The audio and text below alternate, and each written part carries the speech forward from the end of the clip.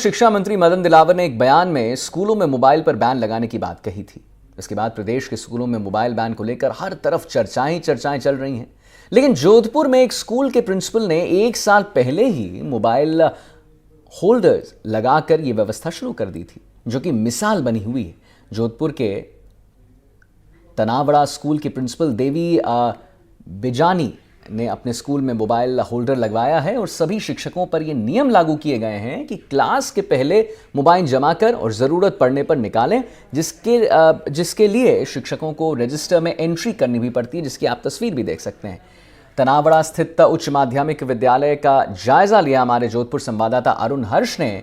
देखिए हमारी ये खास रिपोर्ट। प्रदेश में स्कूलों पर मोबाइल बैन के जो घोषणा की गई थी पिछले दिनों शिक्षा मंत्री मदन दिलावर द्वारा, हालांकि पिछली सरकार में भी इस तरह का जो है आदेश निकाला गया था कि स्कूलों में मोबाइल बैन रहेगा।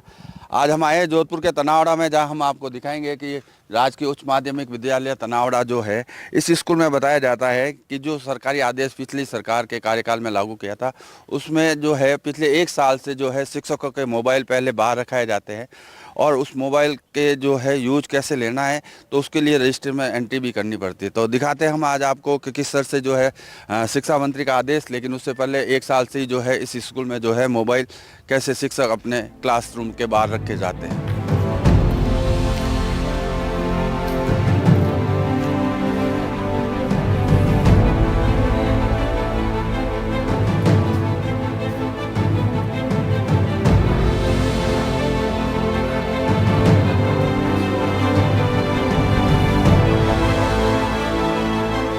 हालांकि शिक्षा मंत्री ने इस साल आदेश निकाला और जिस तरह से अपने भाषणों में कहा है कि किस तरह से जो है स्कूलों में मोबाइल बैन रहेगा, लेकिन ये आदेश पुराने हैं।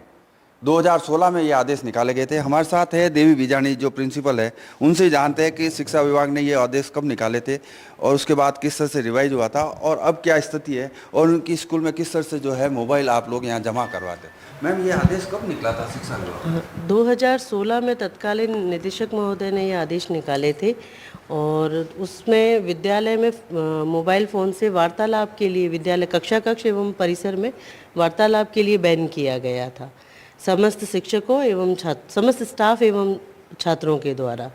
तो तब से आदेश की पालना तो हम कर ही रहे थे। व्यवस्थित रूप से हो जाए कौन शिक्षक, क्योंकि यहाँ कोविड पीरियड के बाद ये समस्या आई कि टीचर्स को काफ़ी कम मोबाइल यूज़ लेना होता था।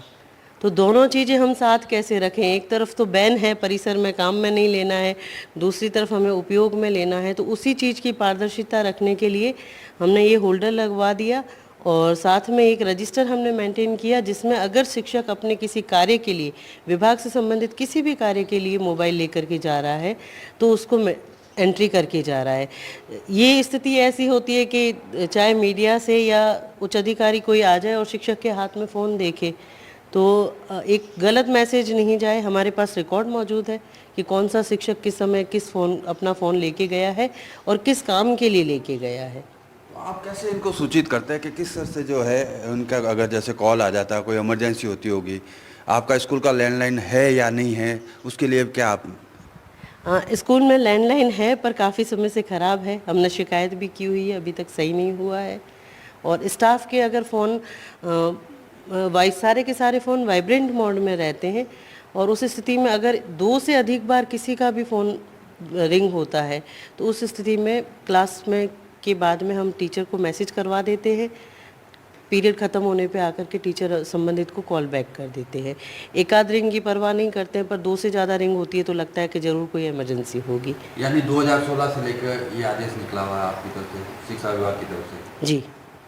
तो देखा आपने 2016 में ये आदेश निकल चुका है, लेकिन चूंकि अब सरकार नहीं बनी है, उसके बाद शिक्षा मंत्री का ये आदेश दोबारा जो है चर्चा बना हुआ है। लेकिन शिक्षकों से जान लेते हैं कि उनको किस तरह से प्रॉब्लम होती है या नहीं होती, क्योंकि कई ऐसे कार्य होते हैं जिनको लेकर शिक्षकों को जो है अपने मोबाइल से करना पड़ता है। क्या नाम है मैम आपका? अनुपम माथुर। माथुर साहब, मैम सर ये बताया कि ये किस तरह से आप मोबाइल रखते हैं, कोई प्रॉब्लम नहीं होती? हम मोबाइल आते ही जैसे स्कूल में एंटर करते ही पहले हम मोबाइल रखते हैं, फिर रजिस्टर में साइन करते हैं और अगर हमें किसी कार्य के के लिए आवश्यकता होती है तो हम जो एक रजिस्टर बना हुआ है उसके अंदर एंट्री करके और फिर हम उसमें जो भी ड्यूरेशन एंटर करते हैं कि हम इतने बजे लिया, इतने बजे वापस दिया, और हम स्कूल के काम के लिए ही मोबाइल यूज़ करते हैं। कभी घर वालों का कोई ऐसा इमरजेंसी काम आया हो, आपको कुछ याद है पिछले 1 साल में कभी आपको इतनी आवश्यकता हो गई तो होगी? उसके लिए हमें मैसेज कर दिया जाता है। अगर हम क्लास में होते हैं, 1 से 2 बार से ज़्यादा फ़ोन रिंग करने पर हमें मैसेज कर दिया जाता है। तो जैसे हम क्लास से फ्री होते हैं, हम घर वालों को या जो भी कॉल करता है उसको कॉल बैक वापस कर देते हैं। यानी कि जो है एक सिस्टम बनाया हुआ, उस सिस्टम से आपको कितनी परेशानी तो नहीं होती? कुछ क्या आप क्या कहना चाहेंगे जिस तरह से जो ये मोबाइल रखाना और जो आपको कभी आपातकालीन में काम करना या आपको खुद का कोई काम हो जाए, आपको अपने परिजनों को किसी को फ़ोन करना हो या शैक्षणिक कार्य जो है दूसरे हैं बीएलओ के कार्य होते हैं, चुनाव से संबंधित, एग्ज़ाम से रिजल्ट से संबंधित? बीएलओ कार्य के लिए तो मोबाइल अलाउ होता है, क्योंकि वो कार्य निर्वाचन विभाग से जुड़ा हुआ होता है। ऐसी स्थिति में तो कार्य करना पड़ेगा, तो उसके लिए परमिशन ली जाती है। इसके अलावा हमारे जो भी विभाग के कार्य हैं वो हम रिक्त पीरियड जब हमारा होता है तब रजिस्टर में एंट्री करने के पश्चात में विभाग के कार्य जैसे साला दर्पण पर ऑनलाइन उपस्थिति करनी है या बच्चों की उपस्थिति करनी है, वो हम हमारे वैकेंट पीरियड में करते हैं। और इस दौरान यदि हमारा कॉल आ जाता है घर से या परिवार में कोई इमरजेंसी हो तो मैडम को पहले ही बोल देते हैं, मैडम आज मेरे घर पे ये समस्या है, अगर मेरा कॉल आ जाए तो मुझे इन्फॉर्म कर देना। तो इस प्रकार इस माध्यम से हम इस व्यवस्था को सुचारू रूप से संचालित करते हैं। यानी कि कह सकते हैं आप लोगों को भले फ़ोन आप क्लास में ले जाए या नहीं ले जाए, उससे ज़्यादा कोई फ़र्क नहीं पड़ता है। नहीं, कोई फ़र्क नहीं पड़ेगा। उससे उल्टा शिक्षक फ्री होकर के क्लास में अच्छी तरह से पढ़ा पाएगा, क्योंकि जब कॉल उसके फ़ोन उसके पास में रहता है तो बजेगा, तो बजने पर बच्चे भी डिस्टर्ब होते हैं और उसका जो पढ़ाने का फ्लो होता है वो भी डिस्टर्ब होता है। अगर अदरवाइज़ वो वहाँ बिना फ़ोन के जाएगा तो बिना आराम से पढ़ा पाएगा, और जब उसके पास आवश्यक कार्य जब होगा तो उसके लिए उसको मैसेज मिल जाएगा और उस मैसेज के माध्यम से वो अपने घर वालों से या जो भी कॉल जिसका आया उससे वो संपर्क कर लेगा। यानी कि कह सकते हैं ये पहला स्कूल है जोधपुर में जहां मोबाइल फोल्डर लगाया हुआ है, जहां शिक्षकों को अगर आवश्यकता होती है तो मोबाइल दिया जाता है, लेकिन क्लास में बच्चों को पढ़ाने के दौरान उनके पास मोबाइल नहीं रहता है। ये एक उदाहरण है जोधपुर की इस तनावड़ा स्कूल का। लेकिन कह सकते हैं शिक्षा मंत्री का बयान की जो चर्चा चल रही है पूरे प्रदेश में, लेकिन उससे 1 साल 1.5 साल पहले ही इन लोगों ने अपना ये सिस्टम अडॉप्ट कर लिया और ये आदेश 2016 में निकाला गया था, लेकिन जाते जाते अब इतने सालों बाद है जो ये लागू होने की दिशा में बढ़ रहा है। हालांकि कई शिक्षक संघों ने इस पर आपत्ति जताई है, लेकिन देखना ये है कि आने वाले दिनों में वाकई इस प्रदेश की सारी स्कूलों में मोबाइल होल्डर में रखे जाते हैं या नहीं।